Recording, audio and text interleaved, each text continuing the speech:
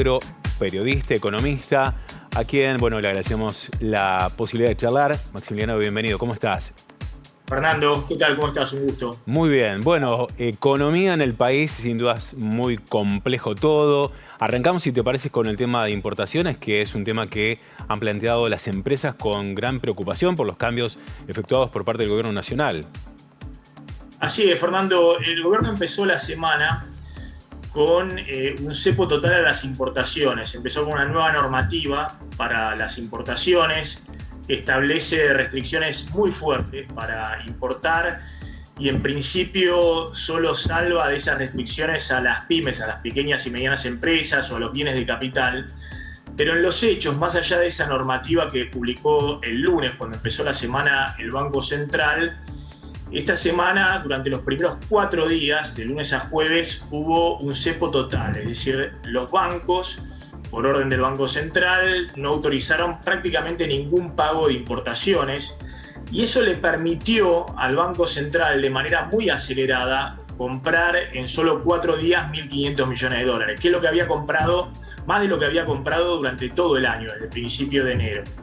Entonces, esa situación le permitió al gobierno por lo menos hacer pie con las reservas del Banco Central y tratar de estabilizar mínimamente la situación de las reservas en línea con el acuerdo con el fondo. Sin embargo, ese cepo total lo que generó es todo tipo de comportamientos especulativos, porque disparó los precios en algunos sectores que se vieron ante la imposibilidad directamente de conseguir insumos importados, y sobre todo disparó la brecha cambiaria. Es decir, esta semana hubo un nuevo salto de los dólares libres. Está cerrando la semana con el dólar blue en el área metropolitana, siempre digo porque en el resto del país está más caro, alrededor de 240 pesos, y los dólares libres en blanco, en los cuales se dolarizan las empresas, el MEP y el contado con liquidación, entre 250 y 252 pesos. Bueno, esa brecha cambiaria que se amplía es consecuencia de que el Banco Central durante gran parte de esta semana directamente se sentó sobre los dólares, no vendió dólares oficiales, reforzó totalmente el cepo a las importaciones y bueno, aquellos que no podían conseguir dólares oficiales fueron a buscarlos a los dólares alternativos, al blue o a los dólares alternativos en blanco. Este último día de la semana, el viernes, el Banco Central tuvo que abrir un poquito el grifo nuevamente de las importaciones para pagar importaciones de energía fundamentalmente, pero también de algunos sectores esenciales, medicamentos u otros sectores de insumos esenciales, y por eso terminó la semana con el Banco Central vendiendo 190 millones de dólares. Igualmente, en el balance de la semana, el Banco Central acumuló 1.300 millones de dólares. Pero ojo, Fernando, porque el costo es muy grande. Claro. Esto va a tener un impacto sobre el nivel de actividad y un impacto sobre los precios de la economía. De hecho, los empresarios han dicho que se va a producir un default interno. Esto obviamente genera alarma y preocupación en el mercado, justamente. Sí, es la sábana corta que tiene el Banco Central, ¿no? Fíjate que una semana antes, 10 días antes, Cristina había denunciado el Festival de Importaciones. Sí.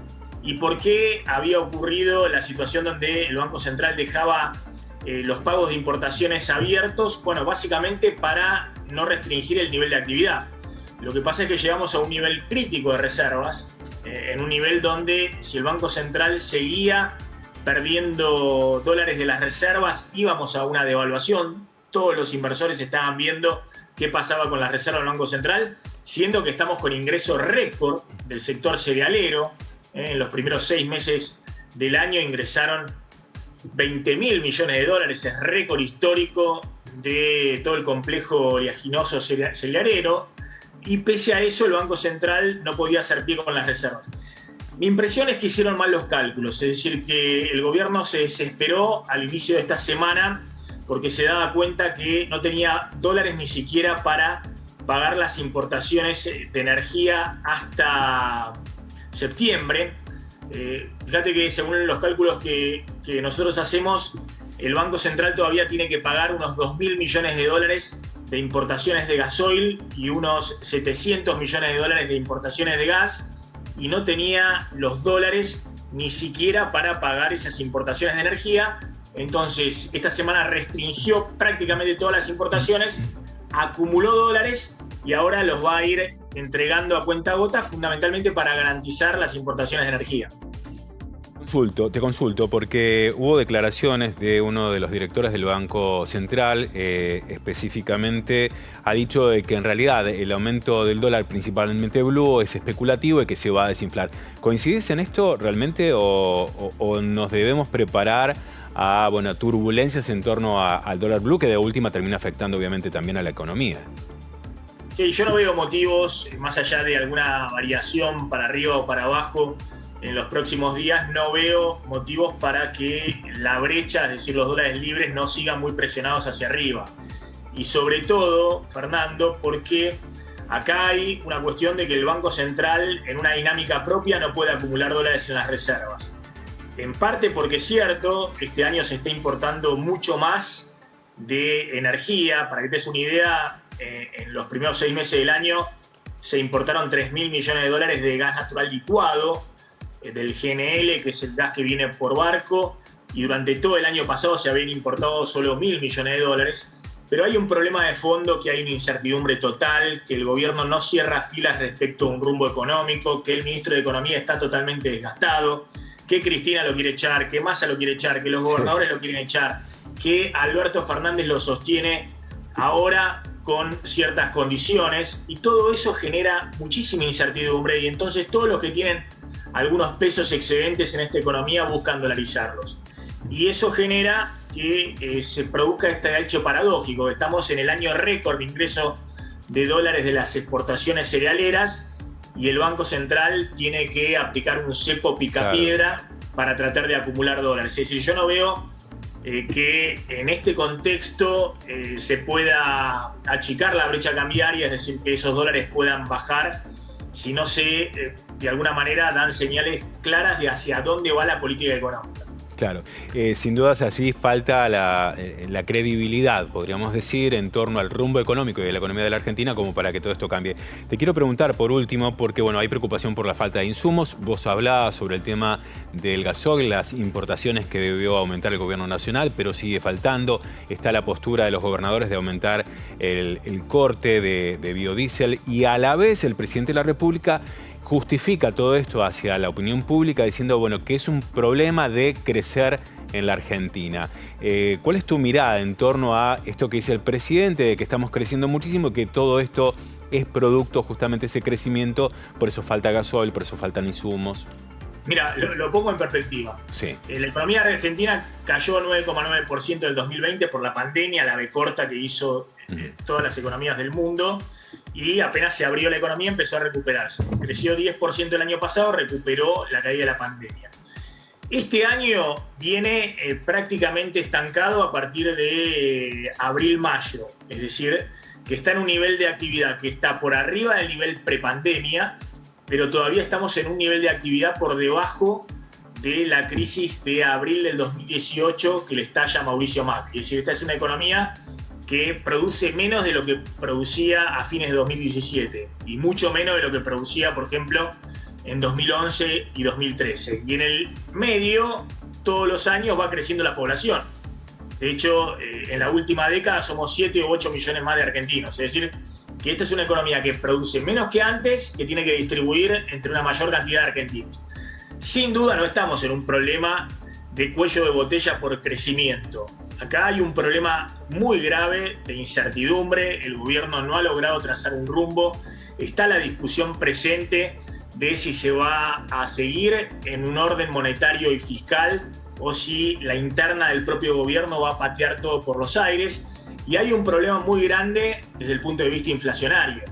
Es decir, todo lo que te estoy contando, sí, claro, que se aplicó desde que empezó a haber turbulencias de venta de bonos en pesos ajustados por SER y corrida al dólar, desde que se empezó a tensionar de nuevo la brecha cambiaria, desde que se despertó nuevamente el dólar blue y los dólares libres. Bueno, el ministro de Economía ha tratado de aplicar una serie de medidas ortodoxas, de dar algunas señales, por ejemplo, subiendo la tasa de interés, por ejemplo, anunciando el DNU y ratificando las metas fiscales y monetarias con el FMI. Esta última medida de restringir totalmente las importaciones para tratar de mostrar que las reservas del Banco Central empiezan a crecer. Todas las medidas que se anuncian en este momento para tratar de calmar al dólar son medidas que enfrían la economía. Son medidas que, al enfriamiento adicional que está produciéndose en esta economía, porque la inflación le está ganando a los salarios, a las jubilaciones, a los planes sociales, y en algún momento del mes la gente se queda sin ingresos y no puede seguir consumiendo, a ese enfriamiento natural al cual va la economía argentina, se están tomando medidas para tratar de sujetar los dólares libres que impactan todavía más en el nivel de actividad. Entonces, yo no creo que estemos en una crisis de crecimiento. Y de hecho, el presidente, cuando dice ese tipo de cosas, es porque su ministro de Economía le está advirtiendo que inexorablemente la economía se va a ir enfriando. Pero estamos en un momento donde se va a enfriar una economía con 40% de pobreza. Claro. Si bien tenemos 7% de desempleo, la gran mayoría de los empleados de los últimos años son cuentapropistas o empleo informal que están por debajo de la línea de la pobreza. Entonces, estamos en un problema mayúsculo y por eso la crisis política dentro del gobierno, vamos a ver qué dice en las próximas horas la vicepresidenta, respecto a cuál es el rumbo económico y quién va a conducir el Ministerio de Economía en los próximos meses. Maximiliano Montenegro, bueno, como siempre, muchísimas gracias en un tema tan complejo para todos nosotros como es la economía del país. Más allá de los manuales existentes, la economía argentina siempre ha sido un gran desafío. Muchas gracias por esta charla y volveremos a tomar contacto en breve para seguir hablando de economía. Gracias, Fernando, un gusto. Buen fin de semana. Hasta luego. Igualmente, hasta la próxima. Hasta luego.